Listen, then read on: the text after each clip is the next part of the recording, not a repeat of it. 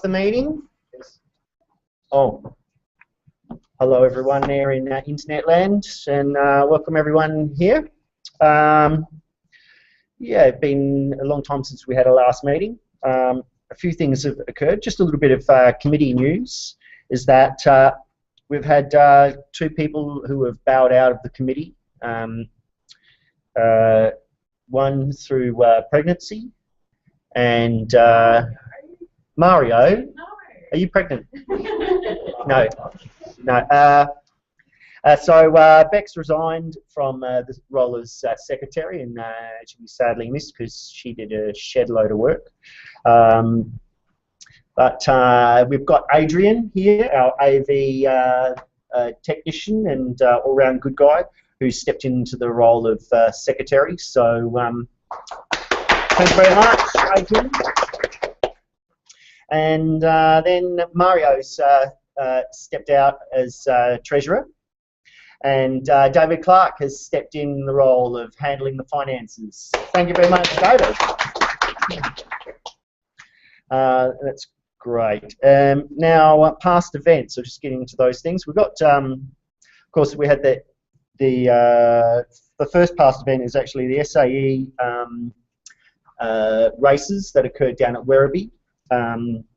And Swinburne just got beaten by their long-time rivals RMIT. Apparently, both cars broke down on the same lap, so it might have been who had the best team to push them home. And does anyone have any more information on that? Anyone see that final lap? Yeah. It was quite funny. I think it was one based on the previous parts of the competitions. So in the judging to do with design and all that, Adrian has been involved before. You probably know more about how they judged it. Not a huge amount. Okay. We had fun anyway. So we had our own little tent and gave some test rides on bikes and chatted to people. So you know, that was pretty fun anyway as a breakup for us. Yeah, we made our presence known there, and a good day was had by all, quite a social occasion. Enjoyed that. And then the next past event after that was the EV Expo. It was a great event, great day. There was good attendance by the public. The talks were well attended. It was at well over 150 test rides given on cars and bikes. The general feedback from people was it was quite well organised, and the weather was good. So can't ask for better than that. I've got a few thank yous in no special order, and no doubt I've missed some people out. So spank me later. But we got thanks to Felix for organising the speakers. Oh, is he? Oh, very good. Also, Felix's brother Robert and Tony Allday, and the women who worked on the barbecue, who I don't know their names unfortunately, but they ran barbecue well, and that made us some money, which was gratefully received by the coffers. Brian from Somerville, who spent most of his time welded to the EV group table, staffing that, and did a superb job. Really good stuff. Also, a big thank you to Beck for managing the event. She did a great job, a lot of work behind the scenes leading up to the event, which it was helped to make it the success that it was. All the speakers that came and spoke, they did a great job. All the volleys, and a special thank you to two friends of Beck and myself, Benny and Paul, who came first thing in the day and were there last thing at night, setting up and packing up at the end, and helping in between. Did a great job. So Adrian for handling all the AV on the day, tireless job. Working all day. Also, Rob for organising volunteers. Also, Paul Patton for for organising a little activity for the kids, making some little LED lights, and also for organising speakers, for organising stall holders, and a whole lot of other sundry tasks that he took on board. Also, a big thank you to all the stall holders and exhibitors, including the Box Hill Model Train crew, the Solar Car crew, RMIT and Swinburne race teams, the Aurora crew, the guy who brought the amazing yellow electric chopper motorbike. If anyone didn't see that, then check out our Facecrack page, or and have a look at some of the pictures there, because that was a work of art. That was really quite lovely. Also, Malcolm, the owner of a vault, who came, brought it here. Oh, there we go, and who, through his generous efforts and good advice, helped us get one more electric vehicle on the road. So Holden Volt was sourced at a good price for someone who came and test rode in Malcolm's Volt, and was won over by the Electric Dream, and decided to purchase it. So our mission statement of the group is getting more EVs on the road, and Malcolm helped to do that in a most decisive and direct way. Also, the Holden dealership there at Brighton for bringing along a Volt, and all those the people from the Department of Transport and Primary Industry who brought along a Leaf as well, and all those people who brought other cars for test rides. Sorry if I've forgotten some people, but that's all that came to my mind. But yeah, look, everyone who was involved did a great job, and really impressed by it. Oh, and of course, Mario, of course, you were involved as well, organising some of the publicity and the promo. Fantastic, and we got a good attendance at the event. And I don't think we spent really hardly any money on promo. So it was word of mouth and the interwebs and all those other sort of things. And Paul also spoke on radio. So yeah, we're building up that presence and getting the word out. So well done to everyone. I'd like to acknowledge Swinburne as well for providing the venue for us. It's a fantastic help. Oh yes, of course. Yeah, and Clint, of course, is our linchpin, our concrete link to this hallowed establishment. So that's it for that. Is any other past events that anyone would like to speak on, as far as any other past events that have come to mind? Okay, I'll get into the future events. One is there's a Glen Ira Expo coming up soon. Is it Sunday? Ah, right. And the ATA has asked if we could help by providing some cars, bikes, trikes, etc., to be able to show off at the expo, make a bit of display and show the electric dream to those poor suffering souls in Glen Ira who are still using petrol and diesel. So we'll get them on board. So is there any other upcoming events that people know of that we should be alerted to? Oh yes, I'm getting to that, but of course it's down here. No problem. And also around the garages, is there any action in anyone's garage that they'd like to speak to? Anyone had a success, a failure, a fire? Not lately. Yeah, I suppose I've got one I'd like to mention. Yeah. On those, I built another Vectrix bike at, I think, December last year. Advertised it on bikesales.com and through some of the forums that I know. So anyway, I didn't sell the bike, but I had a contact from Auckland, New Zealand, wanted the battery out of it. So we took the battery out of the bike, graded it up, and sent it by ship over to New Zealand. And he's installing it this week, and I got nearly the price of the bike for the battery. So it's a bike with no battery, it's in my garage. build another action. That's good. There's another thing I'd just like to mention is that what is one person's loss is another person's gain. Unfortunately, there's a deceased estate that involves quite a number of e-bikes that the survivor, the widow, has no way of really selling or moving on.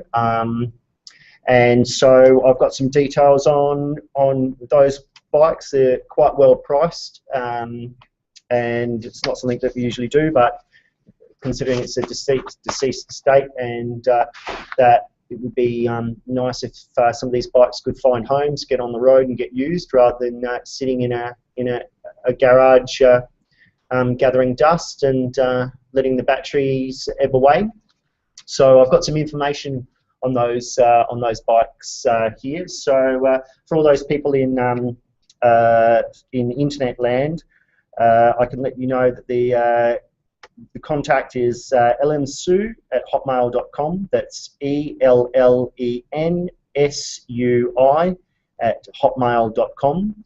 So you can make a connection there, and there are compact, folding, and 4 other styles of bikes that are available. So there's some information here for those that are interested, and then for those in internet land, either contact us or contact the contact email that I've just read out to you. Some other things, we've got some t-shirts. One moment, internet people.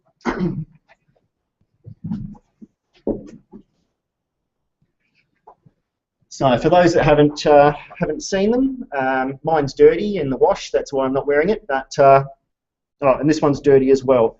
But this might actually be mine. No, so we've got some. So there we go. So there we go. There's t-shirts. Support a good cause. Give us a tenner and take a t-shirt away. That would be brilliant.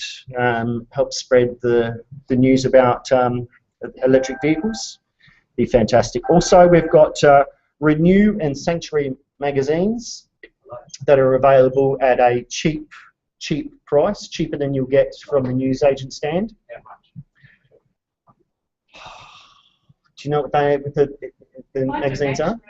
$2. $2. Yep, $2, or if you really like us, give us a $5. So no problem there. You can give us as much money as you want for one of those magazines. It's not a problem. We'll start at $2 and let the bidding war commence.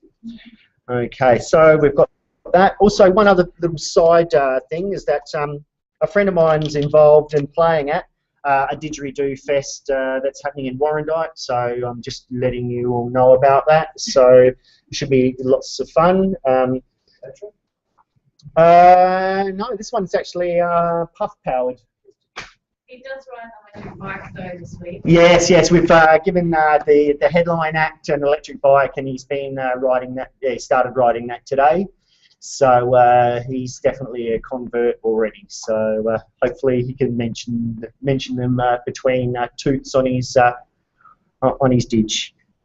Okay, now just before we get our speaker, highly esteemed speaker, Stuart Nesbitt, to come up and do his thing, before we get maybe Paul to come and introduce him, we've got Alan Cuthbertson who's going to come up and have a little moment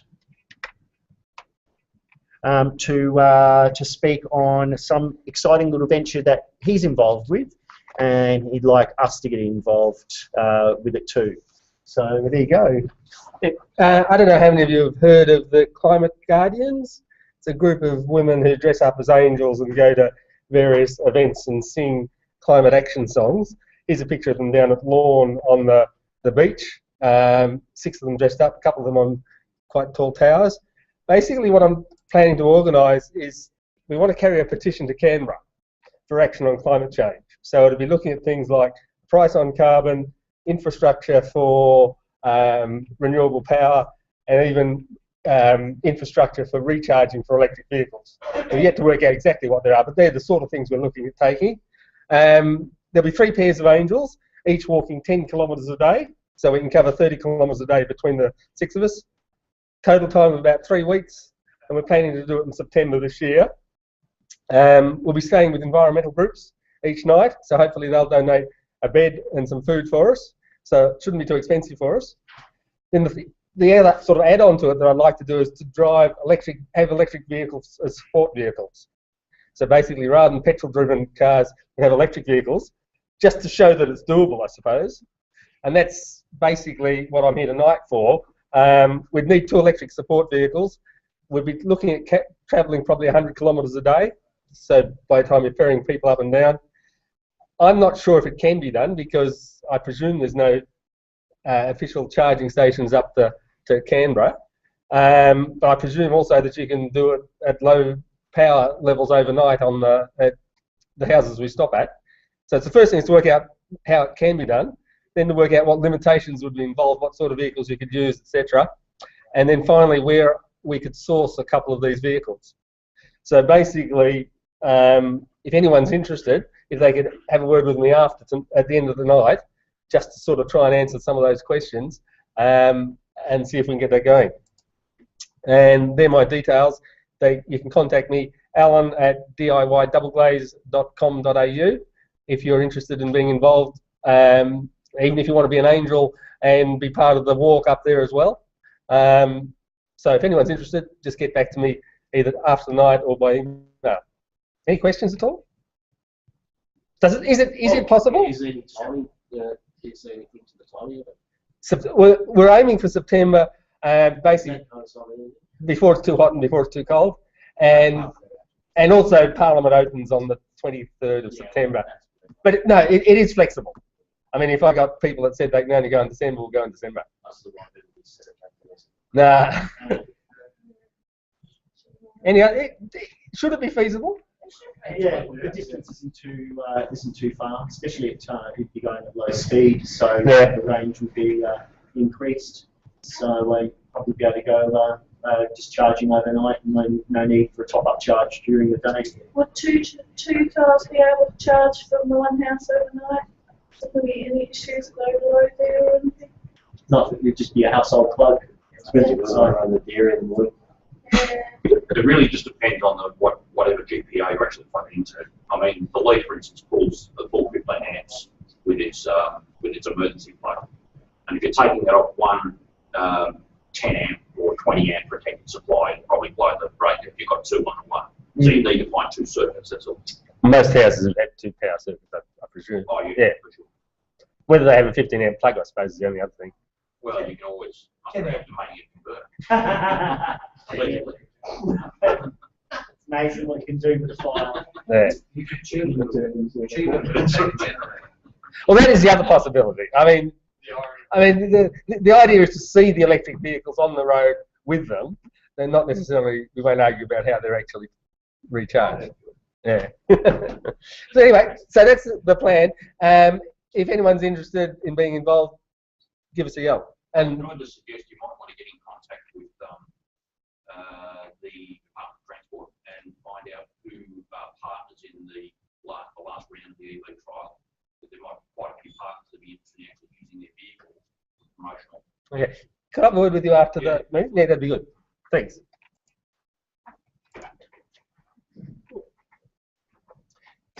Fantastic. And now, Paul, if I can ask you to step up to the plate and introduce our speaker for this evening.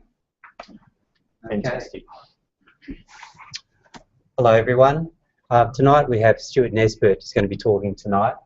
Stuart is the Sustainability Officer of the Moreland City Council on those, and Stuart's been involved, he's an interest in electric vehicles for many years, but also been involved with the Moreland Council on those regarding setting up EV stations and EV network, and that through the area.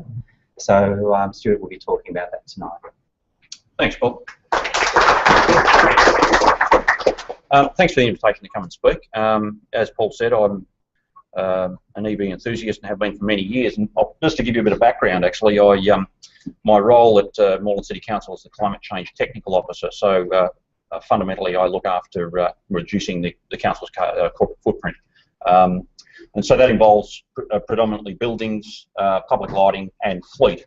My background is actually in the automotive industry. I'm a diesel mechanic by trade, and I sort of worked through the industry from the late 70s through to the year 2000 when I decided it was time for a career change, and the sustainability light kicked on, and then I started sort of I say to people I'm using my powers for good instead of evil now. So I got into the sustainability field, and with obviously a strong engineering background, having been in the automotive industry, I developed a very keen interest in electric vehicle transportation at that stage. So through my work with the council, I've been able to work very closely with the fleet department. At several councils actually, but more so with Moreland. They've been very supportive in this area, so it's been very good to be able to develop these programs with a very supportive council. So how it all started is we set out applying to be involved in the Victorian Government's electric vehicle trial, round 2. And of course the objective there was to promote the use of electric vehicles as the next generation of sustainable transport, and to build upon that once we'd been involved in that trial. So we got involved in the trial and we were accepted, and we got our Nissan Leaf, and that was one of the UK vehicles. The maps on the GPS were all London, which wasn't much use to us in Melbourne, but nevertheless. And because we took the whole thing very seriously, we engaged a graphic designer and we logoed the car up because we saw this as a mobile billboard for the community. We wanted to actually promote the electric vehicle transportation within the community, and of course it tied in also with the councils at that stage moving towards its now accredited carbon neutrality. We're only the 3rd council in Australia to achieve carbon neutrality. So we saw it as a mobile billboard, so we encouraged its use. It was an extremely popular vehicle, and we got a lot of good data from it. We actually covered, I think it was nearly 12,000 kilometres in that car in the 6 months that we had it as part of the trial. And during the trial, we actually conducted a staff survey. We wanted to get an idea of what the people that were using these vehicles, because obviously this would be a starting point to move into transitioning council's fleet to electric vehicles, and that's certainly what we're seeing at the moment. So what we did was we conducted quite a lot of training internally. We put our small a temporary charging station in. You can see on the lower right hand side there a little CT500 from Charge Point we put at a dedicated charging bay, and we did a lot of education, and we produced this, that's the face sheet of the survey that we produced internally, which the Department of Transport were really, really happy to receive because it had some great information, and it's going to feed into their final report that they publish, I think, mid this year, because the trial comes to an end, I think, at the end of this month, actually. It was three and a half years, I think, they were running the trial. So what we did was we set out to get people's impressions of an electric vehicle before they'd even seen one or touched one or actually been in one. And I dangled the carrot. I actually put up a couple of $50 Bunnings vouchers if somebody actually filled in the survey. So we got 128 responses from the staff at council to that. And then, of course, what we did was the car was sort of integrated into our pool fleet, so people would book the use of the vehicle as they do with council's fleet vehicles now. They just go on Outlook and see if it's available, and if it is, they could book it and reserve it. And it quickly became, and was for that entire 6 months, by far the most popular car in the fleet by a factor of 3 to 1. In fact, people were complaining that they could never get to use it because the usual suspects had it booked out. And what we did then was we cross-referenced the people that filled in that pre-drive survey with the people that actually booked it to use it, and then we asked them to fill in a post-drive survey, and then we produced this report. And it was quite stunning to see some of the figures that came out of that. We had people, generally speaking, had a position that an electric vehicle would be, a bit sluggish, be more. I think they saw an electric vehicle was more like a tram, although the trams are pretty high performance. Having said that, but then to compare that notion they had, this preemptive notion they had about what an electric vehicle would be like with what their post-drive experience was quite amazing, and it was almost 100% were actually amazed at its performance, its drivability, its smoothness and quietness by comparison with, say for instance, in our fleet we've got comparable ICE cars like Corollas, Mazda 3s and things like that, so very good quality cars, and when you're comparing that car with that, I mean the feedback was almost unanimous in that it was so smooth and quiet, you know, and so it was a really good information, and it fed into what we are obviously sort of doing now, which is now we're moving into integrating more electric vehicles into the fleet. So very popular car. Then we created a hub. What we did during the trial was the intention was to create an electric vehicle friendly municipality in Moreland. So it wasn't just going to start with the trial and then feedback some information and then say, well, that was fantastic, we'll go and do something else. You know, the council's support in this area was amazing, and it helped me and our team actually drive the creation of an EV-friendly municipality. And it started with the hub, which is the Coburg Civic Centre, and our intention there was to make a centre for electric vehicles where multiple charging options or car share, electric car share, were available.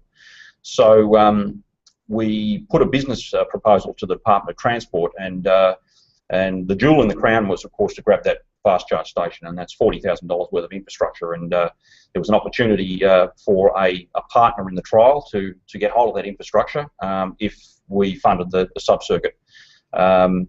I had a perfect situation there because the Civic Centre's got its own substation and certainly had the capability of servicing a 60 amp three-phase load.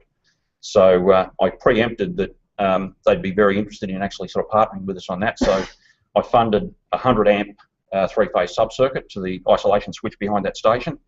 And when they came out and had a look at it, they said, "Oh, you know, that's quite a big isolated." Yeah, I said, "Well, that's 100 amp, you know, three-phase. That's ready for a fast charge station." And you could see, you could hear the wheels ticking over in their mind, you know. So and so they thought the proposal we had was great because it was all about community. It was about making this infrastructure available to the public, the general community, and the EV early adopters.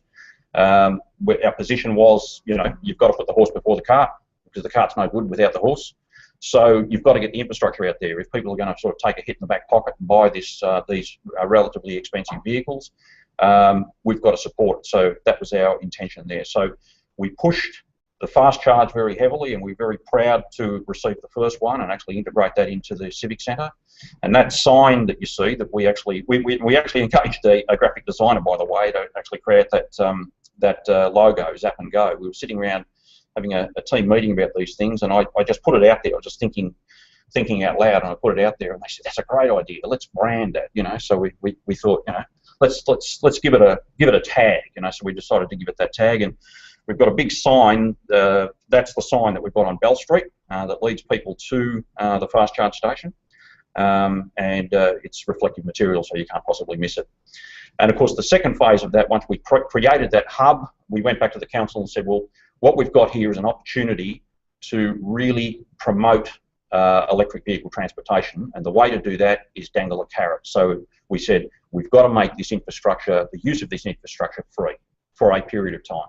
We've got to encourage early adopters. And they agreed entirely. So when we launched the hub, which included the fast charge and 2 level 2 stations at the Coburg Civic Centre, subsequently the stations we've installed since, but all of Moreland's stations are free to any charge point card holder. So there's no account fees and there's no electricity fees. And that has stimulated interest from the point of view that I would not have imagined that I would see this at this point, but I have actually seen a queue of people waiting for that fast charge station. And I wouldn't have expected that so far, but there was actually a leaf there, and there was an IMEF sitting there waiting for him to finish. And what we did was we made it free, but we made it free for 40 minutes because we know that any EV that's currently available really only needs that amount of time plugged into it, because we didn't want to get it choked up. And the other interesting thing that we did with working with the Department of Transport is that they were developing signage, you know, typical car parking signage for electric vehicles to be standardised across the country. And there was one thing that occurred to me when we were creating the signage for all our car parking bays, was that there was an EV user that said to me that he was in town with his Leaf, and the only station was a Better Place station, and he didn't have an adapter. And he thought, well, okay, well, I've got plenty, so I don't really need to top up, but there's nowhere else to park, and it says I can park my EV there, so we just parked there. And so we thought, okay, we've got to close that little loophole just to make sure that people don't start exploiting it for free parking if they've got an EV. And I think that we should be offering free parking for EVs anyway, but that's another story.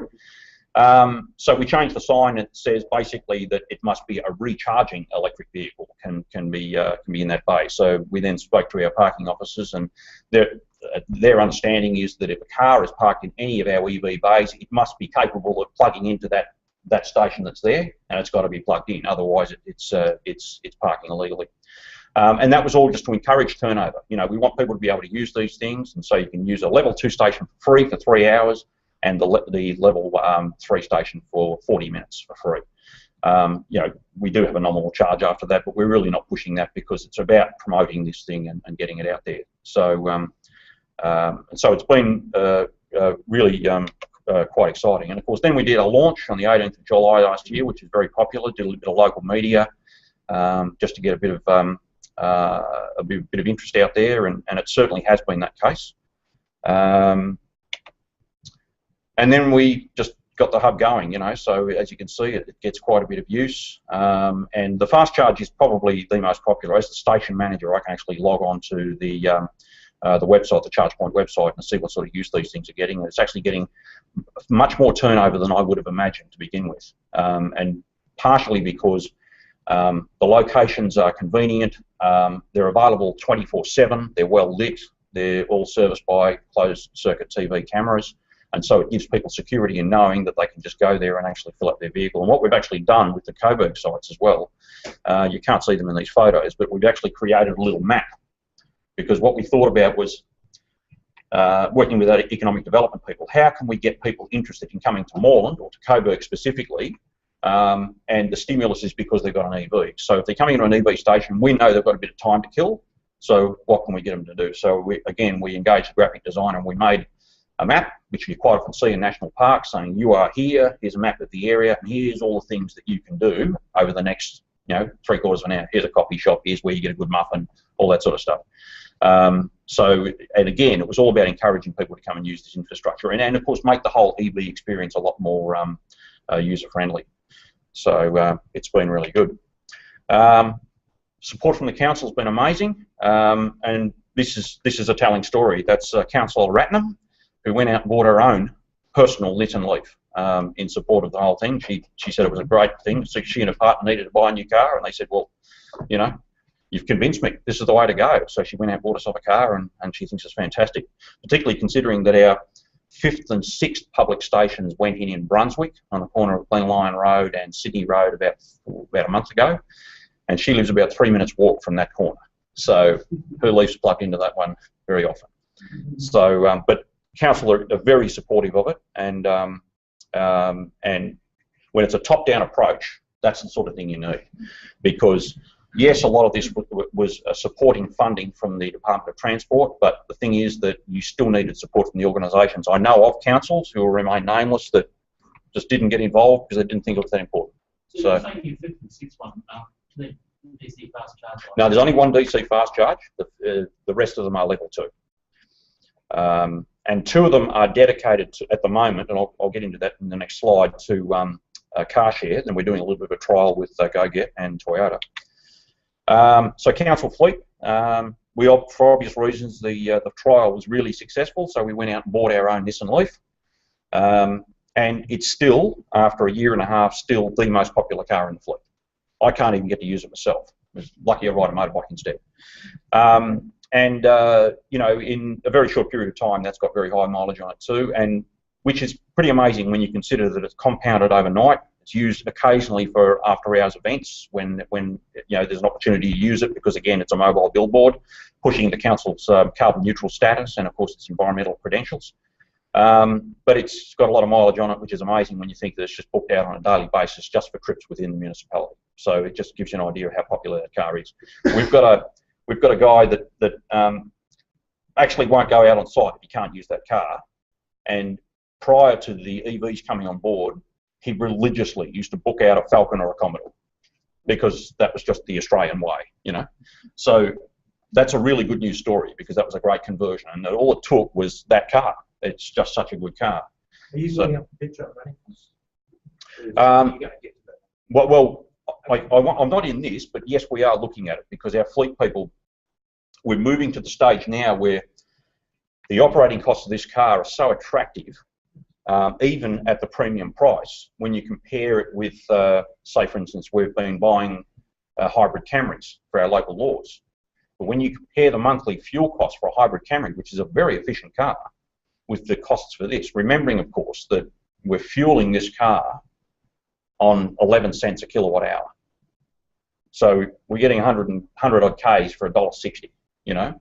And when they look at those vehicles, the highest mileage vehicles in the fleet that cover 30 or 40,000 kilometres in a year, it's actually it's cost effective to move in this direction. So that's the way, that's what we're talking about at the moment, is moving cars that are typically used for short trips around the municipality and are compounded overnight where they can sit, you know, charging if necessary. And of course, because we've got the DC fast charger there at Coburg, it's not really necessary because they can really refuel it when they come back for lunch.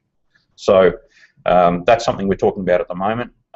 So we're actually developing a fleet matrix where we're looking for opportunities to integrate an electric car. It doesn't need to be a Nissan Leaf, there'll be more that come out, but integrating electric cars into the fleet where it's fit for purpose. Obviously, often it won't be. You know, you can't do with a Ute what you with a Nissan Leaf as you can with a Ute. So bring on the Utes, I say.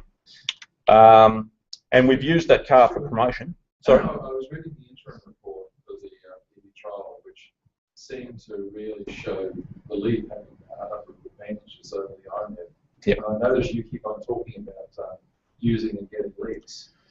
Was that a sort of a consistent experience? That it's a really good question, and I'll say this right out now that the Mitsubishi iMEV is a magnificent piece of machinery, and I would have one every day. But the problem is that, and I feel sorry for them because Nissan came out with the Leaf and they're killing Mitsubishi with the iMEV. And it's because the iMEV, people don't like it. It looks weird, it's narrow, it's tall. You get in it and drive it, it's a beautiful car. It's made brilliantly. And I would say technology-wise it's on a similar scale to Nissan. I think it's a great car. But the fact that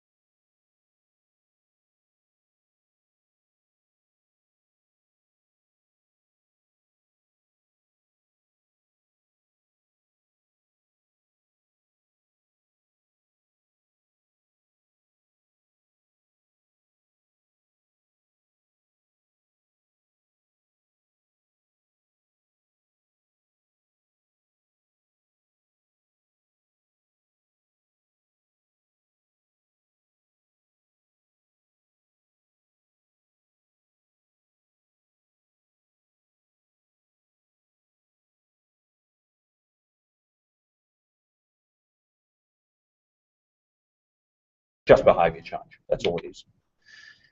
So we expanded the charging network. The one on the top left-hand corner there is actually powered by a cogeneration unit we installed at one of our leisure centres out in Fawkner. So that's charging point for Moreland number 4. It's just off Sydney Road, or near the intersecting of the Western Ring Road and Sydney Road. So it's just up that northern end there. And it's just tied into a leisure centre there, and that was actually funded by the federal government under the Community Energy Efficiency Program, and we're doing some major works there at the time, and they funded that. Of course, 5 and 6 is the lower right-hand corner, and that's the one I just spoke about before, which is 2 level 2 stations in a car park behind the old Mechanics Institute on the corner of Sydney Road and Glenryan Road. And as I said, all 6 of those, aside from the 2 that are assigned to the car share, are all available free to anybody that's got a charge point account. Quick question on costs. The single charger and the double charger, what sort of prices are they? Well, they're all singles. They actually have a double CT 2500 that they're going to bring out later this year. But I understand the downside of that, my understanding of it is, and you'll have to confirm this with ChargePoint, is that it's a double. So it's a single bollard with 2 holsters and 2 leads. But I understand that it load shifts, so it can't do 2 cars at the same time, which doesn't seem to make much sense to me. But nevertheless, I'll find out more about that. And the only reason that we've put 2 bollards in where there's a station for 2 parking bays is because there is not a twin one available. Those bollards, those CT 2000s, are around about $7,500 to buy. And you're probably looking, another 3 or 4 to actually set them up, depending on whether you've got an existing metered supply and whether there's supply available. We had to actually put supply in at that particular car park, but we're doing some more work and putting some feature lighting in for a master plan they've got for that area. So that was a convenient opportunity there as well. And so that makes it 6. And the little CT 500 I showed you one of those earlier shots. Has been relocated, and it's now down at our operations centre in Hadfield. So that's there now to charge council vehicles operating at our operations centre, and we will in the next 6 months be changing an old Prius that is being used as a general pool car out there to an EV, and that will be the general pool car from the operations centre. Again, and I might just add too that as far as I know, I think that's a record for Australia. 6 public charging stations in one municipality actually offered by the council. There'll be more in Sydney or Melbourne, but they're not actually offered by the council. So it's just a level of how committed Moreland Council are to actually encouraging this, because they are all provided by the council. Sorry? Well, no, but the thing is, though, remembering, of course, that all this was also a byproduct of actually a good partnership we had with the Department of Transport. Now, we've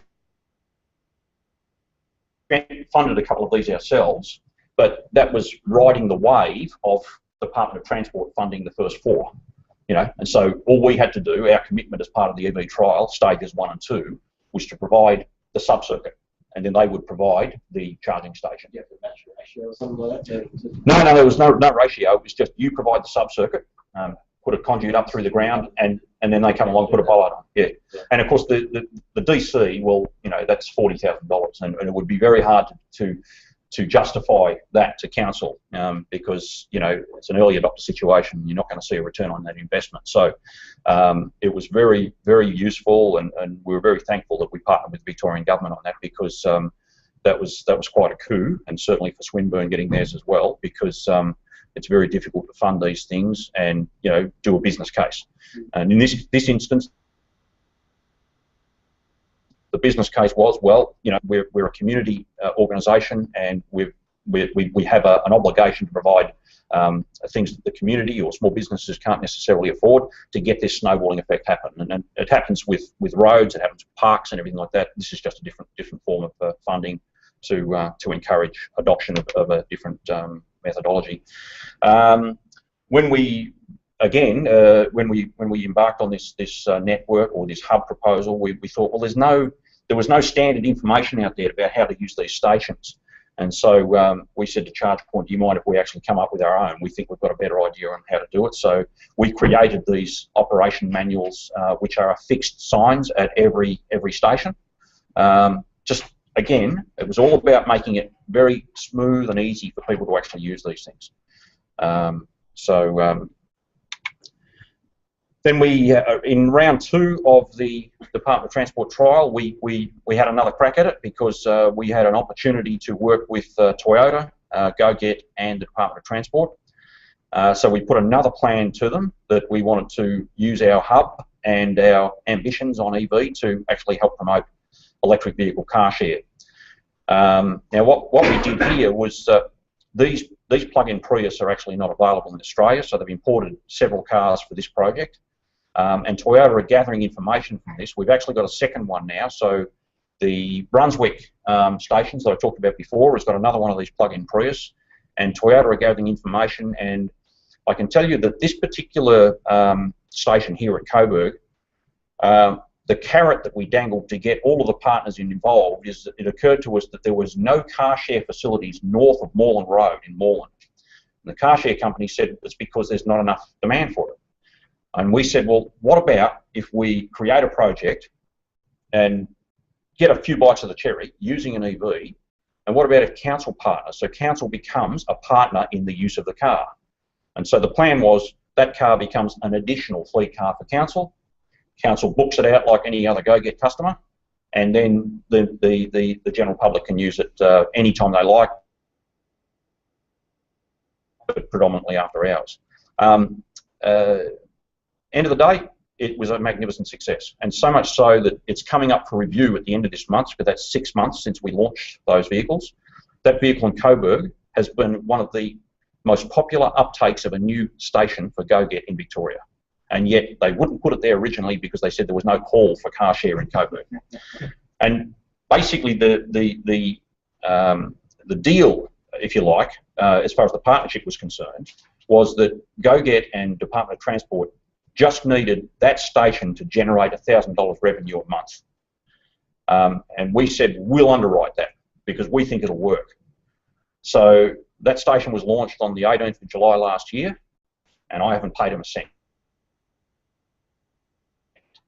Because every booking that the community makes of that vehicle offsets that $1,000 that we guarantee them. Because they're making way more than $1,000 from that vehicle, essentially the council gets to use the car for free. I booked it out the other day and took it out to Faulkner, and that was free of charge because it's already paid for, because the community are actually using the car.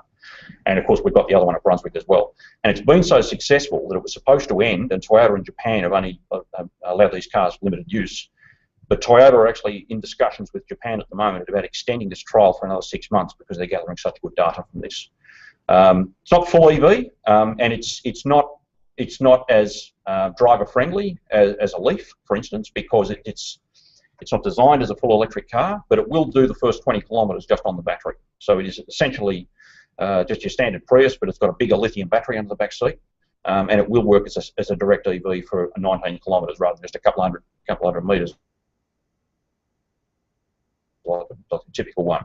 But for GoGet, it's a transitional phase because using these cars, they can guarantee their customers if they just want to tootle around Coburg, they can do that on EV, or if they want to hire the car for the weekend and go to Dalesford, they know they've got that backup as well. So for them, it's a transition, so they're quite happy. What our plan is for those 2 stations, if and when we complete this trial and this partnership with Toyota and GoGet, is we're going to review the success of the service from both these stations, and then we'll put those up for tender for car share companies to bid on putting a full electric vehicle at those stations. And so that's our plan. And you can see on the right there that GoGet actually worked with us to create a bit of a carrot for local residents, and we got good sign up in the area by offering a special deal for all Moreland residents or Moreland staff, and they waived the $50 join fee for people that joined up while this car was in place in Coburg and Brunswick. And so we really got great uptake from that. It was actually really quite good, and the car gets a lot of use. I noticed the instructions you had for the charging stations at other places, charge point ones. They showed using a charge point card. You mentioned that. Yes. But presumably with GoGet, there's no such thing. No, there's not, and people have asked me about integrating the GoGet card with the charge point station. Essentially, those cards have got a charge point card Velcro to the dash, and so that card goes with that car. Because I'm the station manager, there's quite a little bit of maintenance. Some people will return the car, take the card out of the car, badge the station, unlock it, and then they'll take more than 2 minutes before they plug it into the car, and they plug it in, just walk away, but it's timed out. And so they think it's charging the car, but it doesn't. So what I do is I periodically check them to see if people are actually doing it properly. And it's getting better all the time, but I just make sure that we're getting energy in that battery so that the data that Toyota is getting is going to be valuable at the end of the trial. What's the point of having to change what cars is all up for all the charging, the others for free? And this one is logistically challenging. Why have it at all? Data. We need to know when it's being used, how much power is being drawn off, and who's using it. And so that's all it's really for.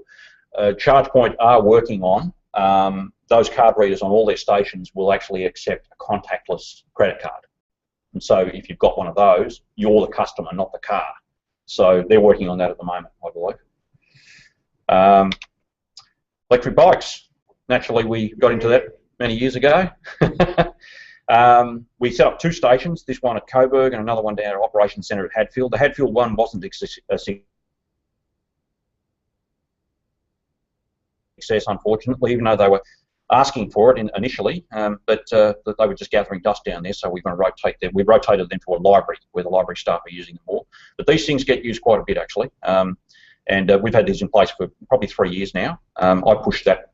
We have a very strong bike riding culture within staff at Moreland. And our objective with this was try to get people that don't normally ride a bike to ride a bike. Obviously the idea was jump on this. You know, it's generally the fair weather riders, you know, so they don't get a lot of use in the winter when it's cold and wet. But certainly spring and autumn they get a bit of a hiding and they work really well.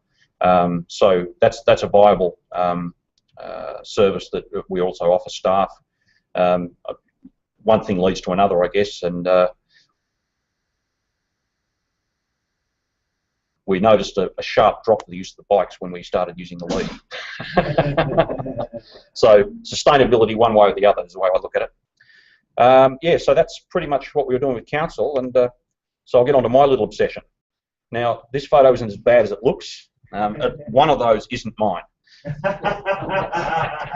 So, which one? The red one. I just recently converted that to lithium for a colleague of mine. And the rest of them, the blue one was the original one that I bought off the showroom floor when they were still viable in Australia. Yeah, I think I've done 45,000 kilometres on that one, and as I said, that's my primary mode of transport for the last 5 years. I don't even own a car anymore. It was just no point in having one. It was just, you know, doing everything I needed to do.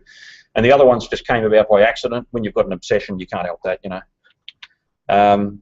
This is one that Paul's aware of. I bought a scavenged bike that was brand new, but it had no batteries, no motor controller, and no battery charger. And essentially, on the price that I bought it for, I was just buying it for spare parts for my primary bike. But then when I cleaned it up and realised how good it was, I couldn't bring myself to strip it down and just use it for parts. So I decided to have a bit of a play with it. So what I've done is I've heavily modified the centre of it there, and as you can see, and it's got 70 amp hours of battery in it, and so it's in the bottom right hand corner. I had to make some serious modifications to the belly and the seat, and the engineering on how the seat actually fits the vehicle. But it's great. Look, the thing is, it's a bit of a tank because it's heavier than the original bike was with nickel metal hydride batteries. So my 40 amp hour bikes, which I'm riding tonight, are a much more pleasant bike to ride because they're basically 30 kilos lighter than the original bike was, and so their power to weight ratio is what it should be, you know. Whereas this one's probably about 15 kilos heavier than the original bike was. But what you get from that is that's my weekender, because I can go a reliable 150 kilometres on that without a recharge. And so I regularly ride that down to Geelong, or just wait down past Geelong, or a friend of mine lives in Creswick, up past Ballarat, and it easily gets there, no problem at all. And on the open road, it's actually quite nice to ride because it's heavy, because it's a bit more of a cruiser, you know. It's just not... 8 hours. You know, you've gone from 3.7 kilowatt hours to 8.7. and it only charges at 7 amp, so it just takes a lot longer. It's actually got hacked firmware for the charger so that I can get the full 70 amp hours in the battery. Obviously that's not something I can play around with too much, but fortunately the way I use that bike is I'll go somewhere and I'll spend the day or stay overnight. And it's just like Alan was talking about before with the project up to Canberra, is that when you've got that opportunity, it's amazing when you stop and think about it. If you sit there and wait for your bike to charge, it's like watching grass grow. But if you walk away and do something else, go and have a coffee and a muffin, you come back and it's actually got quite a lot of percentage in it because you're not thinking about it. It's just ticking away and doing its thing, So that's my little project there, and of course the other one is too that I'm sure you might have seen these before. I built this to show you.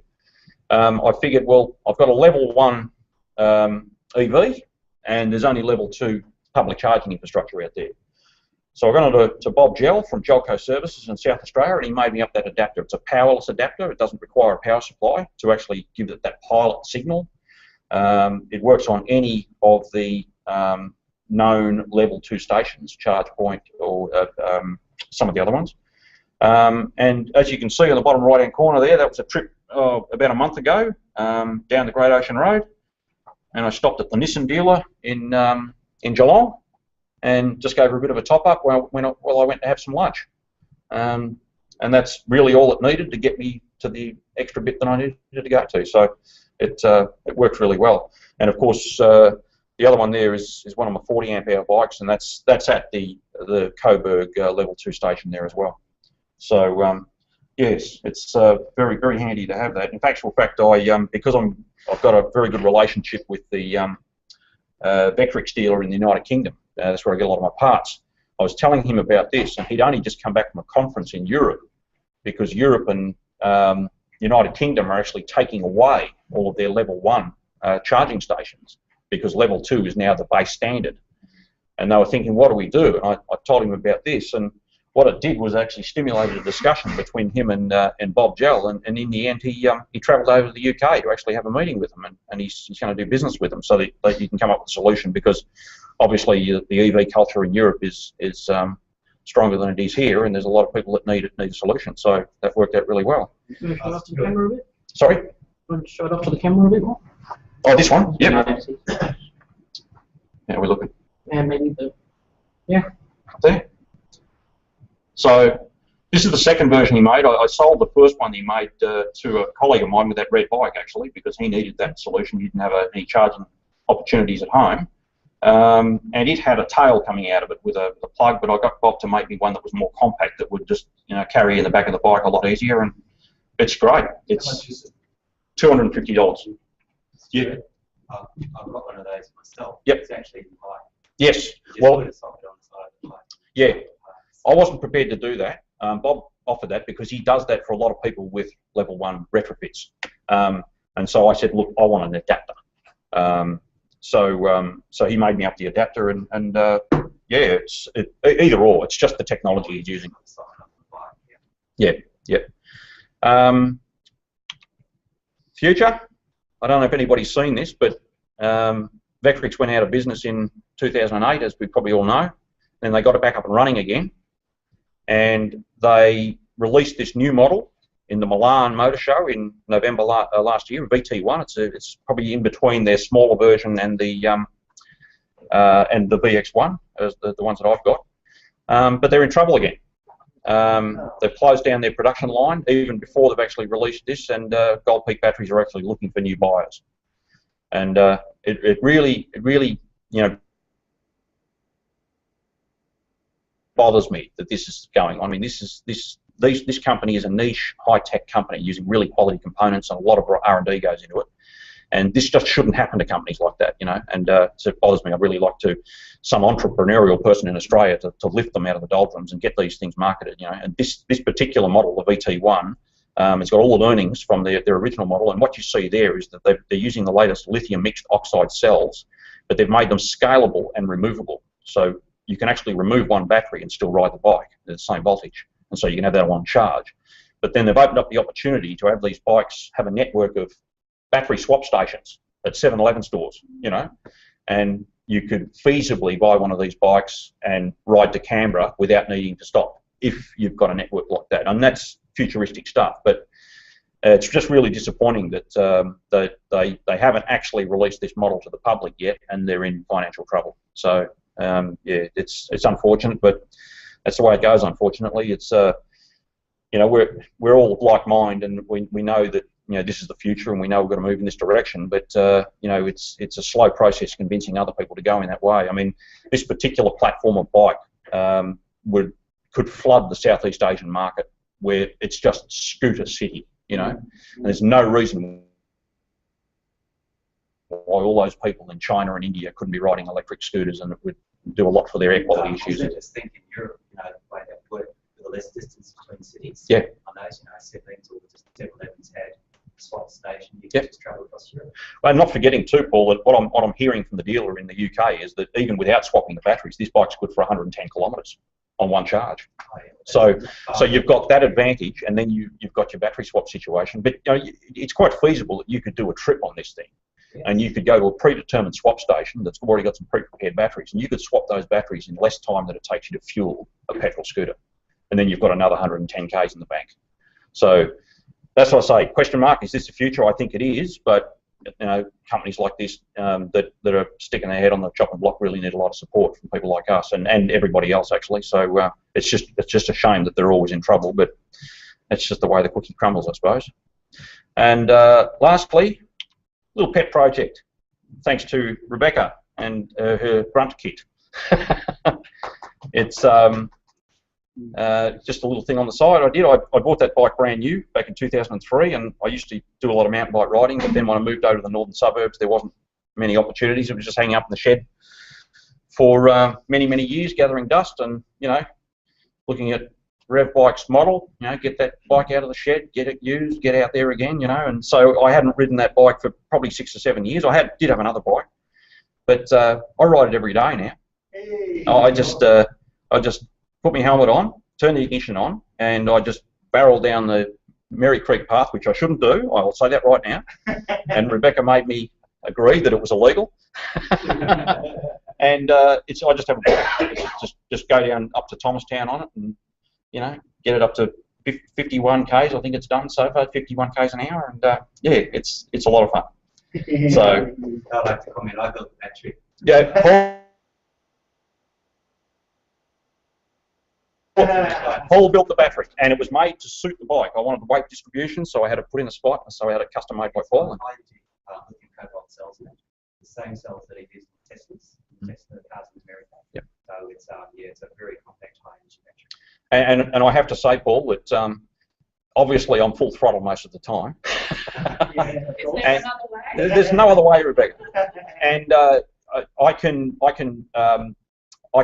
go down to St Kilda from Preston and back, and I've still got 20% left. It's great, and I've actually got road tyres on it now, so I've decreased that rolling resistance because I don't ride it off road. I just ride it down the streets, and so I'm getting a lot more range out of it now as well. I might just add just quickly before I finish, and you just touched on it there with Tesla.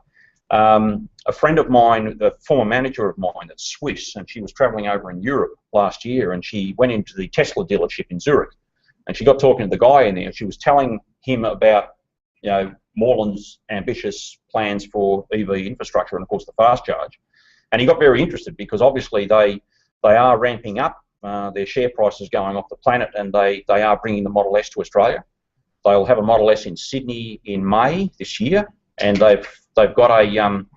I'm trying to convince them to bring it down to Melbourne for a bit of public relations and actually plug it into the fast charge, because obviously, with an 85 kilowatt hour or 65 kilowatt hour battery pack, they're going to need some DC infrastructure to sort of get people interested in those things. So they've done I think a silly thing by doing what Better Place did and having a generic charging adapter, but realising that pretty much the rest of the world is Chatamo for DC. They are in the process of making an adapter so that those Model S customers will be able to use a public network. So I'm trying to convince them. They are setting up in Melbourne. They will set up in Melbourne. I know quite a few people have got holding orders on a Model S, and even without knowing the price, which is quite amazing. And so they're very interested in actually sort of working working with us to do a bit of public relations. So I'll report back to this group if that becomes a reality. Oh, fantastic. And that's it. Any questions? Yeah, just say fantastic that you're helping to push this and you know, get the Moreland City Council to be one of Australia's leading advocates for electric vehicles. Thanks, Dean. They are very proud to hold that mantle, actually. They're very supportive of this. And as I said to you, when one of the councillors has gone out and bought her own electric car, there's no better statement of support than that. One thing I was wondering about the fast charger is it positioned between two car parking spaces so that you know, you can go to charge a car on either of the No, well, it's a single charging station, so it's only got a single bay, but you might have noticed in the shot that we've got such a good bike riding culture at Moreland that we had to put extra bike parking cages in. So the one to the left of it is a big secure bike parking cage. And of course the other one is a parking space that's right in front of the building substation. So we can't use that as a car parking space because it's reserved for electricity vehicles. So having said that, we had an incident about a month ago where a customer of our charging network rang me up and complained that somebody unplugged the vehicle. And because we've got the station, you know, monitored by CCTV, I was very inquisitive, so I went and actually reviewed the footage, and what it actually was he'd rolled up in his IMEV and assumed that the station worked like a level 2, but it's quite a bit different, you know, how it operates, because it's a Fuji electric station from the United States, so it's quite a bit different how it operates from a charge point station. So he was assuming it operated like a level 2. So with a level 3, what you do is you badge your card, and then as it's authorising, you remove the nozzle and then you plug it into the vehicle, but then you've got to come back to the station and actually press the start button, which is illuminated. Now, he didn't do that. And so somebody else has come to actually use the station. Oh, bugger, you know, somebody's in the station.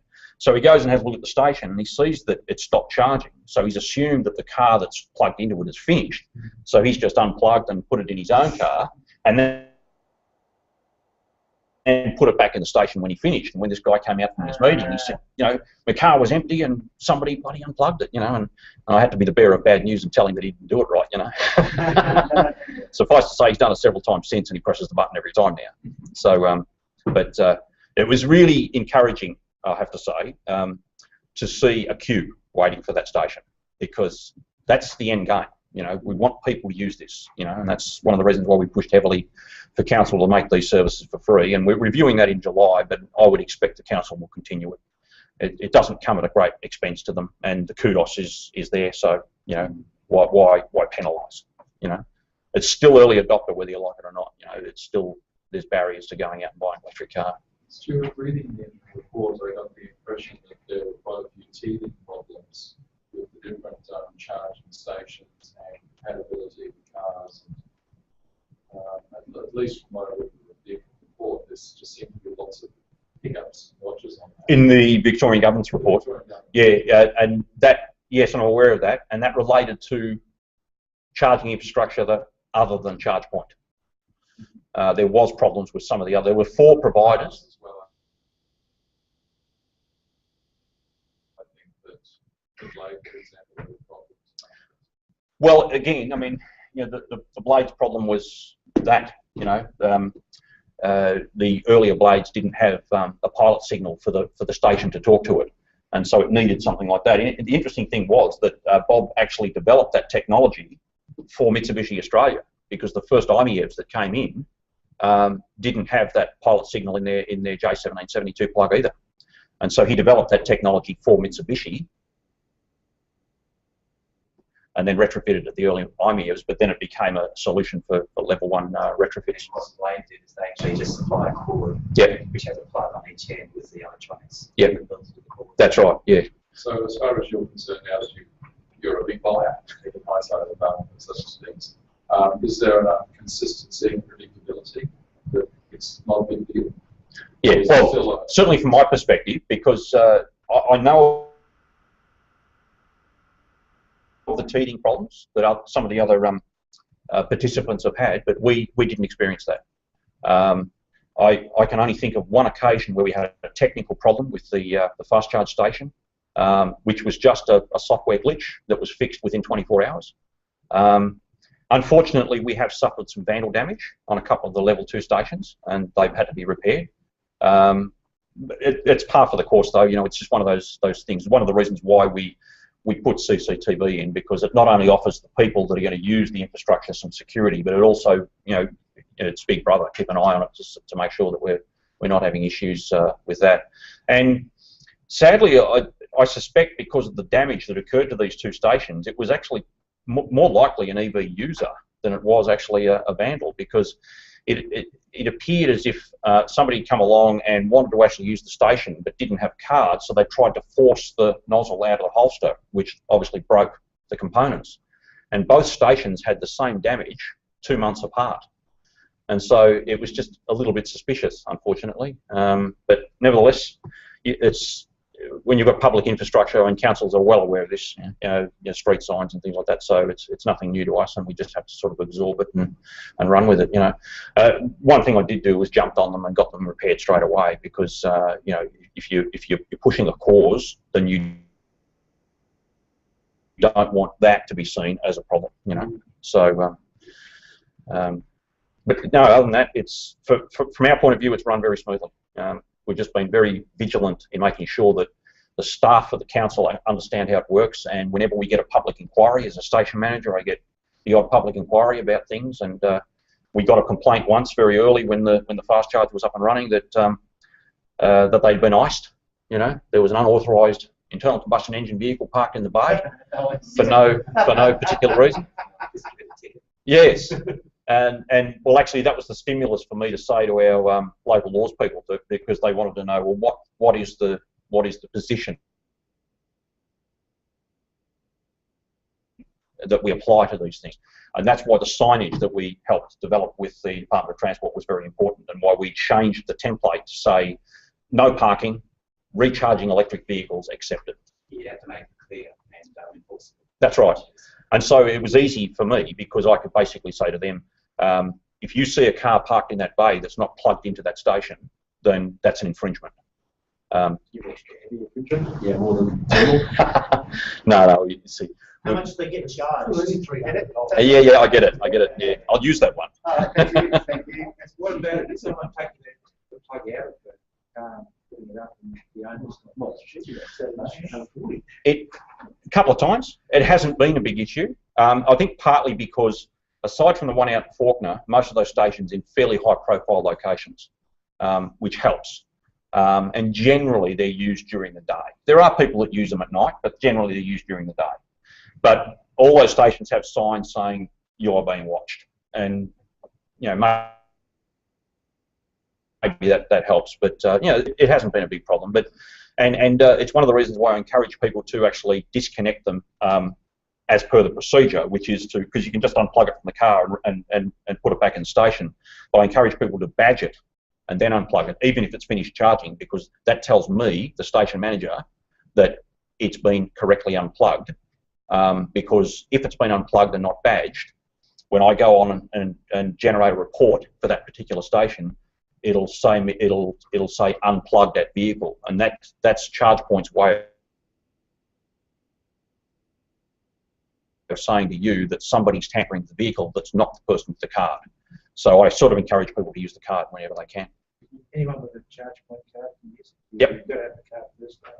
You've got to have the card, but as I said, you know, ChargePoint are working on, and I don't know where that's at the moment, but they're working on, and the reason why in the procedure that we developed internally, we've preempted this is coming. We've already got that in there, because they are going to make it so that if you have a contactless credit card, it will work on their reader, so you won't need. You can have an account with them, but you don't need their card. But then give a card in this thing. Yeah, that's right. Well, when you give a card in the next couple of weeks, what would be contact charge? Just contact one, they'll send you one. Yeah, they're free. Yeah, they're free to get. I've actually got, I think I've got some left, but I had a whole bunch of them that I was actually giving to people that wanted one as well. But yeah, they'll just send you one in the mail. You can use those on any of the ChargePoint. Any of the ChargePoint network. Yeah. Stuart, you said about the council like being carbon neutral I know having worked with some councils that can be achieved in a number of different ways. Yeah. How is the electricity supplied? Are you paying for 100% renewable electricity to supply these stations? No, we're not. It's a really good question, Rebecca, because we've had to defend it on a number of occasions in various different forums. I was at a workshop for one of the local climate action network groups, and they were criticising the council for buying offsets to be carbon neutral. And my defence of that is that I'm the person that has been employed by council to reduce its carbon footprint. And when the council decided to stay with its commitment, when it made its commitment to be carbon neutral by 2012, and they needed to make the decision whether they were going to stay with that commitment in early 2012 or back away from it. And when they actually made that decision to go with it, in the back of my mind I thought, there goes my energy efficiency budget. But with credit to the council, they didn't touch it. In fact, it's gone up. So the way we promote it and the way I look at it is to be a responsible corporate citizen. Your carbon neutrality is one thing, reducing your carbon footprint is a completely other thing. And you're absolutely right, there are councils out there, certainly in the early cities climate protection days when I was first started in this game, you had councils that were buying a whack of green power and doing nothing else because they just wanted that to be their commitment. Now, there's nothing wrong with that as such, but in those days when there wasn't a lot of green power available, it's a twin-edged sword. You can do that, but if you're taking away the opportunity for other people to actually purchase that niche market resource, you could have only purchased half of it and done your energy efficiency. And so the way we look at it is the responsible global citizen is to aggressively reduce your carbon footprint by increasing your or doing your energy efficiency program. And my day is, which is why I was late here tonight, is actually just full of projects in buildings primarily and public lighting, reducing the council's carbon footprint. Because what it's done now, when the council took on that commitment, they said we want to be carbon neutral, and we said to them, well, if you don't want to be criticised, it's got to be accredited. It's got to be through the federal government, through the National Carbon Offset Scheme. And believe me, I was involved with a lot of our officers going through that auditing process, and they are meticulous. Even to the point where I had to go out and calculate the weight of refrigerant in all of the air conditioners on council buildings, because that needed to be in the audit, because that has to be offset. So they were meticulous. So they had to go to the world market because local offsets are rare and very expensive. And so they did that as a compromise. They wanted accredited offsets, but they had to go to the world market. So what we're paying for those offsets is very cheap because it's from the world market by comparison. But that freed up all that money for my energy efficiency program. And so we're doing both. And so what the energy efficiency program's brief now is to reduce the council's exposure to the cost of offsets at the same time as reducing the carbon footprint. So do they have any renewable energy goals, or you've got some solar on your council offices and that sort of thing probably? Well, it's just explained to somebody before, one of the projects that I'm actually bringing forward this financial year, I've got a consultancy actually doing a feasibility study on microgeneration at the moment. And I had a meeting with them today actually, because they're doing a feasibility study, and I've got a specific criteria that I want them to look at. I want them to look at storage opportunities, virtual net metering opportunities, because we've got some big council buildings that don't have a massive load. And so we want to know if we can actually put a large a commercial solar system on and actually feed back. But the bad news, unfortunately, in the early indication that come back is that the retailers and the distributors generally aren't interested. And you need that, or you need regulatory change before that's going to occur. So what we're focusing on is, 95% of my projects in the energy efficiency program next year will be implementing commercial scale solar systems on council buildings.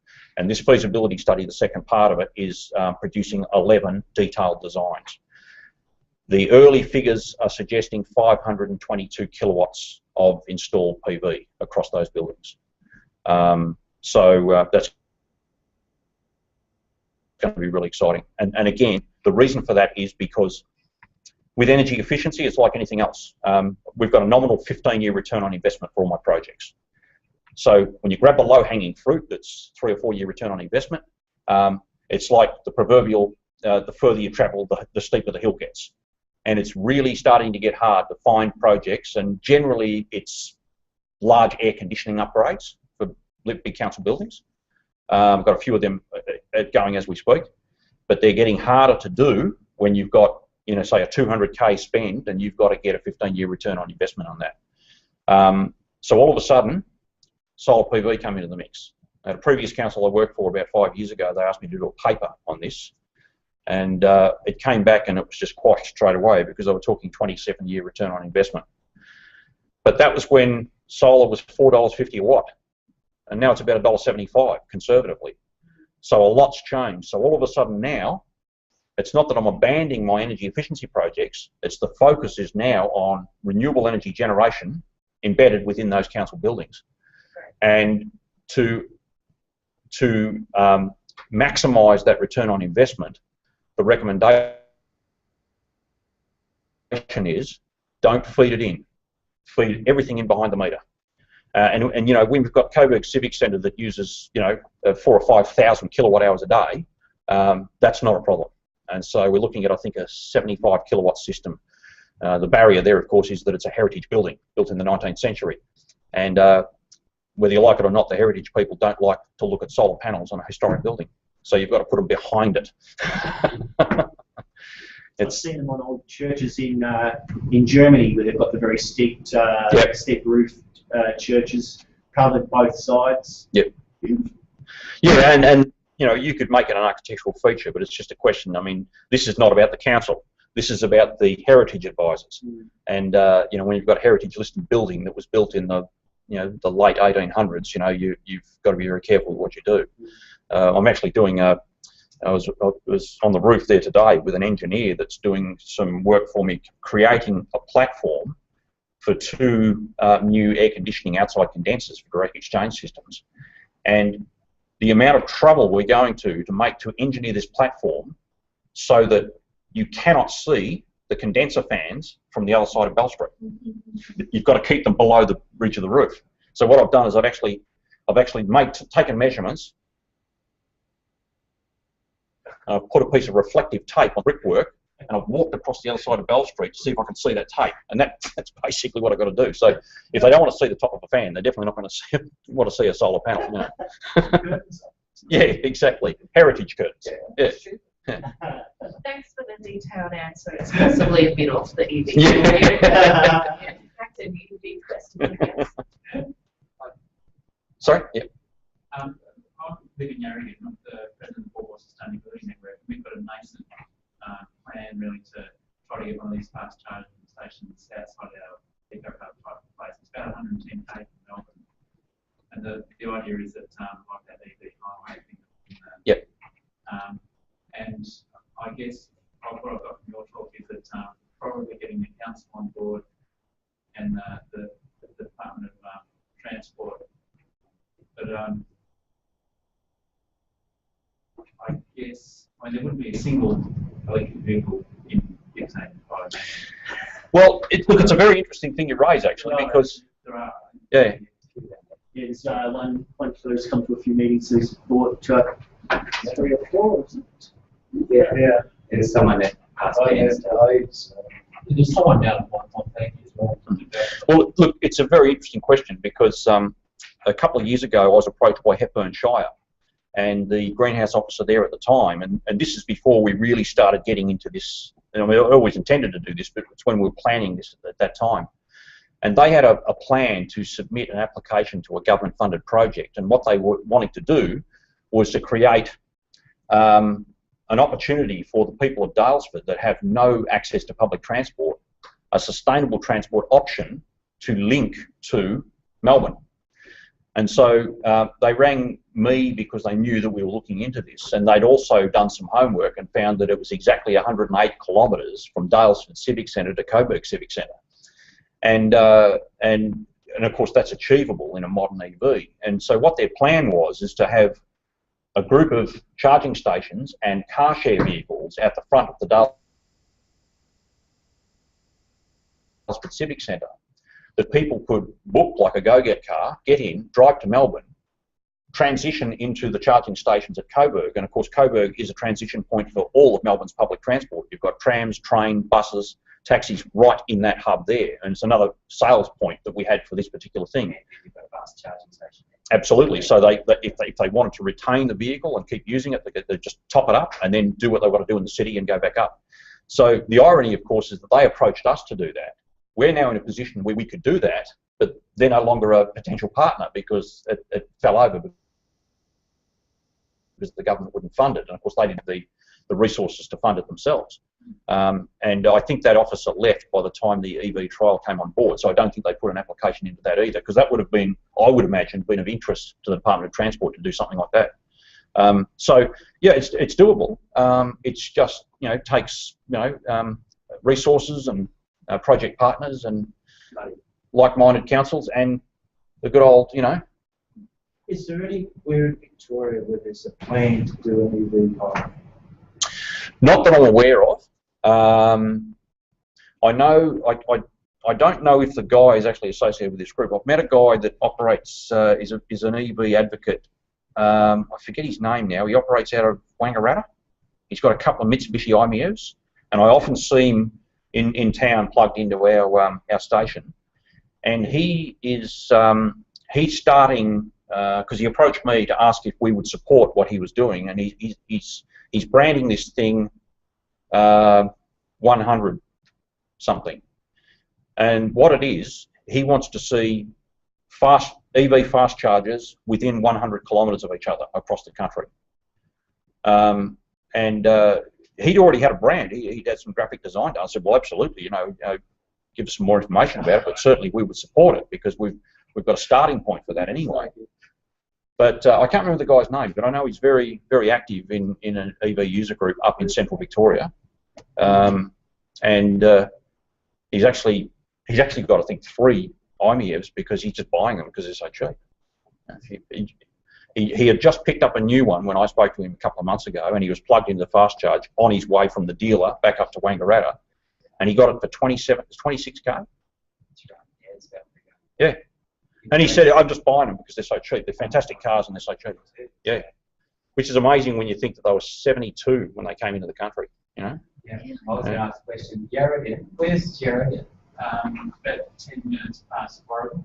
Oh, okay. So I travel down in the Gippsland regularly on those. I've got Vectrix, you know, it goes 300 kilometres. But there's no public charging station in the Gippsland area. If I go to Trelvin, Dansdale, I've got to plug it in to private people I know there. One of my criticisms of the network, and it's only a mild criticism because of the fact that we've got the network is because the Victorian government sort of stumped it up with this trial. We wouldn't have this infrastructure out there if they didn't stump up this trial with money. One of the criticisms, I've mentioned this to ChargePoint a couple of occasions, is that some of those project partners, for obvious reasons, are Mitsubishi and Nissan dealers. But some of that infrastructure, I mean, you get on the ChargePoint app, it'll take you all the way to that charging station, then you're confronted with a locked gate.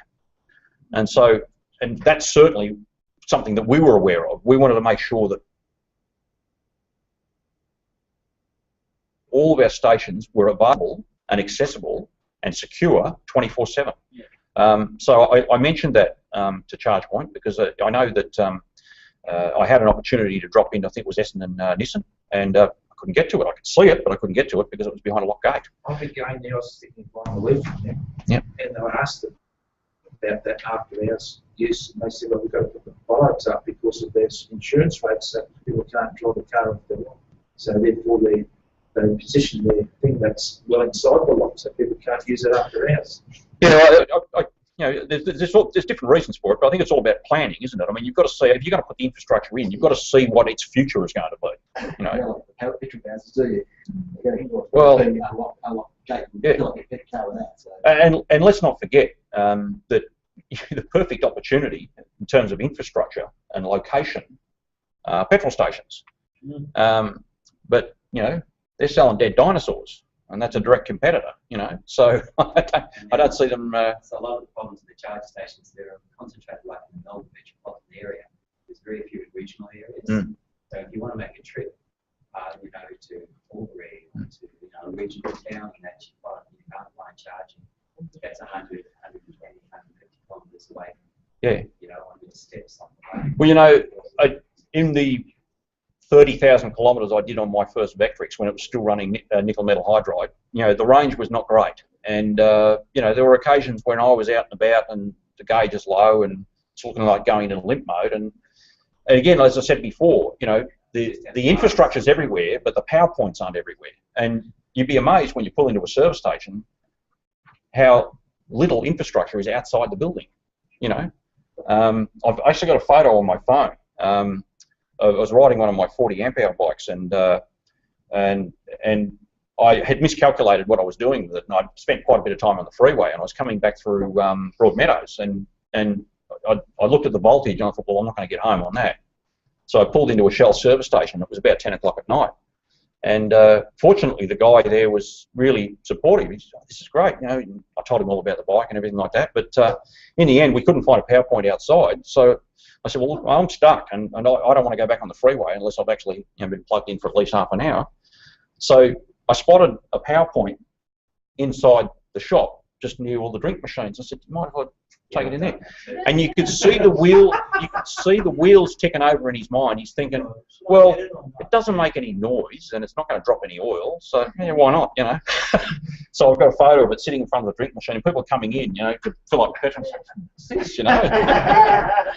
and generally, and I've done that, you know, in the 5 or 6 years I've been riding for Vectrix, I think I've done that probably 3 or 4 times. Doesn't happen often, yeah, it's occasionally you do it. It does happen, doesn't it? But the reaction you get from some people, though, Paul, was amazing. You know, like, and I actually said to one young guy, he was just a young guy on the console, and you could see that he thought, well, is this going to cost me something, or you know, is the boss going to sack me over this? And I said, look, all I want is 40 cents of electricity. Yeah, it's access to I'll buy a drink, a magazine, and a Mars bar. You'll make more money out of that. So how's the deal? You know. Yeah, we had someone really concerned about how much he was going to have to, like, how much electricity was being used to charge a couple of bike batteries. And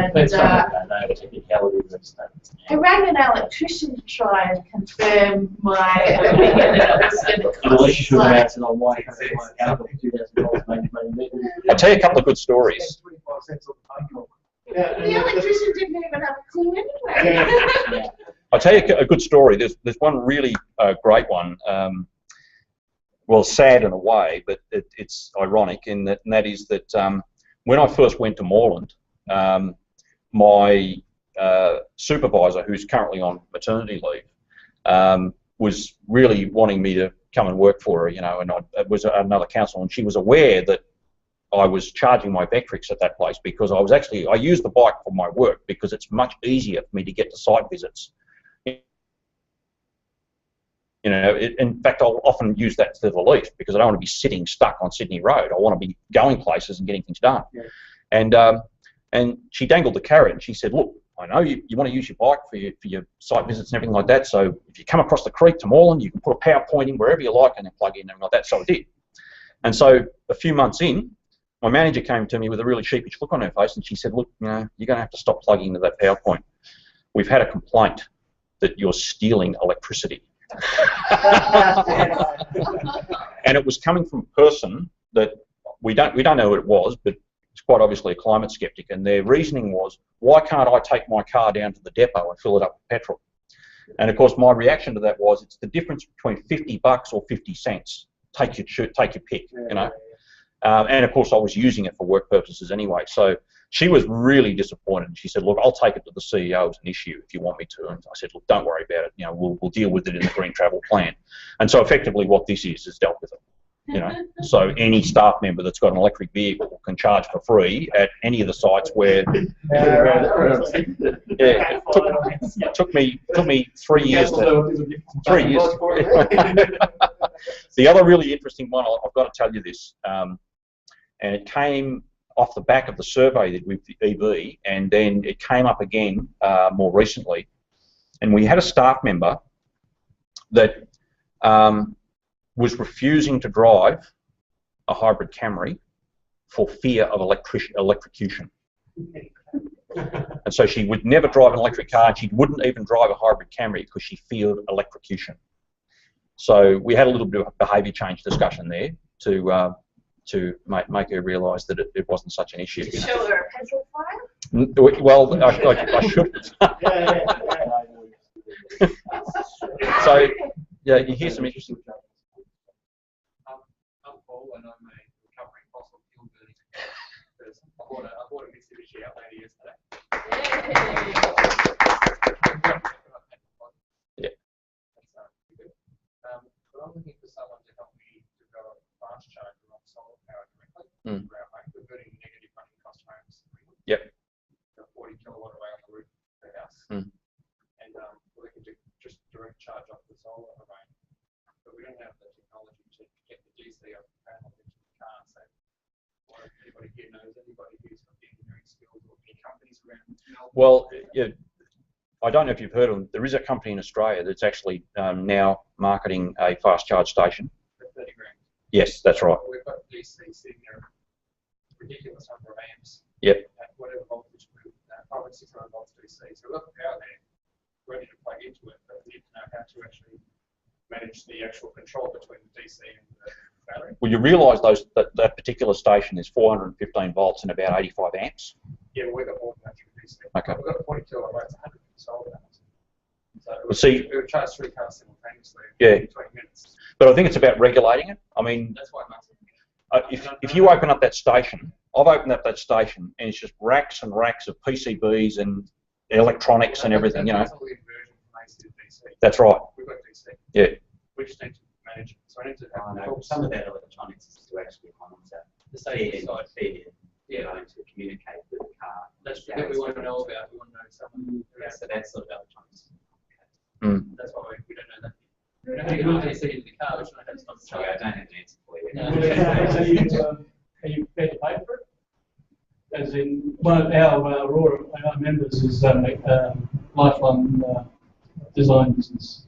He's made PowerPoint trackers for our cars recently at 98.5% efficient. So he does DC to DC and PowerPoint tracking. So any power. We're going to 6 of these houses. The first one starts in 2 months. Okay. I'll give you a name. We were having 3 charging stations in the garage for each car. Well, that's his expertise, so exactly that. That's great. Hey! All living That's great. together, that's the way it works. Sort of log on to the ATA. Yeah, we're just about to release the spec on the house. It basically makes 200 kilowatt hours a day and uses about 4. So basically it runs the whole street. Every time we go to a house, we just take another street off the grid electrically. I really know the first one's going. It's a big house. Yeah, it's 42 squares, so it's got like 6 bedrooms. And that area is all half acre, 1 acre blocks. So we're getting 6 of these houses almost identical. And we're also putting a public quick charge station on the corner, because one of them was on the main road. Have you thought about storage as part of that package? Yeah. Just to iron out those. Yeah, there you go. That's what we do. Perfect. Yeah. It's got like a 2.5 ton battery going on. Yep. So that you can charge everything, you can charge cars on the battery. So basically it never actually uses the grid for consumption, it's only for export. Yep. We even have to go to SPOs and then get a transformer put on the pole in the street to handle the export. Yeah. Yeah. But, it works. And they agreed to that, did they? Oh, I paid $24,000. I know. I was just going to say, yeah. It's shared between 2 houses. Yeah. It's $12,000 a house. Yeah. They're $1 million houses. It's nothing in the scheme of the equation. That's great. And they make $4,000 a year export of feed-in tariff. It doesn't take long to get you $12,000 back. That's great. That's fantastic. You know, this has developed a big box. I think it's coloured blue that's all that they can run a house in the car. I guess. Yeah, it's bi-directional. Yeah. Yeah. We've got these special batteries from China that are quite inexpensive, very heavy. So we sort of put them in the house because they don't need to worry about weight in the house. That's right. Yeah, it's perfect for stationary power. Yeah, people work at the Yeah, that's right. Yeah. Yeah. Yeah. Yeah, that's right. You probably use that asset. We're using OPZB tubular plate batteries. It's doing like 10,000 recharges for 10 cents.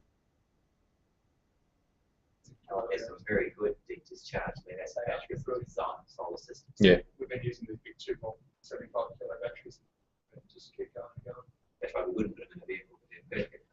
That's a great conversation. I'll go for hours in the tea room. Yeah.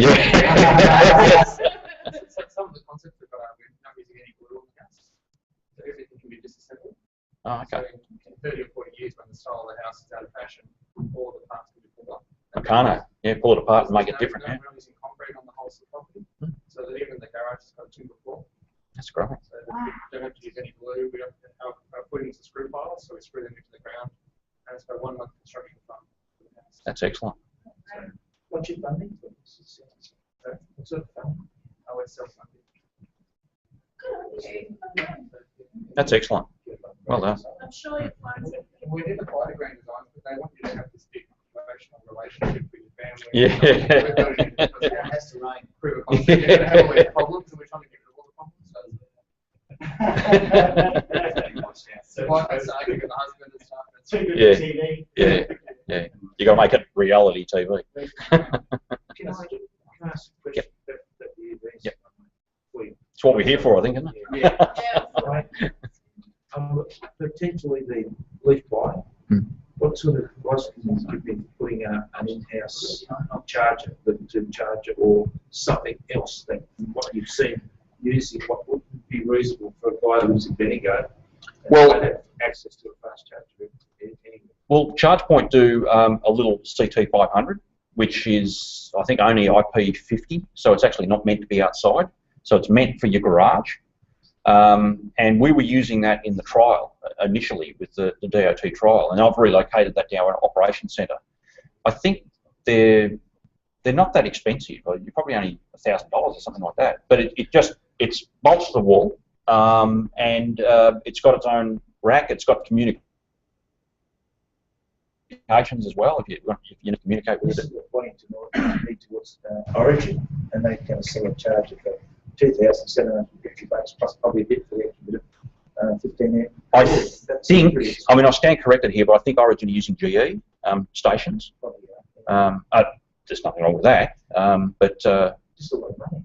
Well, it is. Look, I would talk to ChargePoint because that CT2000 bollard, that's $7,500, and there's a hell of a lot more meat in that than a CT500, and it's IP65 as well.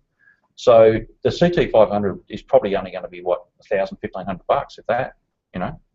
But look, at the end of the day, you buy a Leaf, you've got a little backpack in the boot that's got a J1772 nozzle, a converter, and a 15 amp plug. It comes with the car. So just use that. Leave it permanently mounted in your garage, and all you've really got to do is put a dedicated 15 amp circuit in, and that's it. That would be the cheapest way to do it. Well, I just thought we'd just cut the formal part of the meeting now. I think everyone deserves a cup of tea and to grab Stuart's ear and speak some more while we have tea and biscuits in the next room. And I just want to thank Stuart for coming and giving us great talk, and really a lot of food for thought there. So let's wash down that food for thought with a couple of bevies. Okay, thank you. Don't forget to buy a t-shirt. Oh, t-shirts.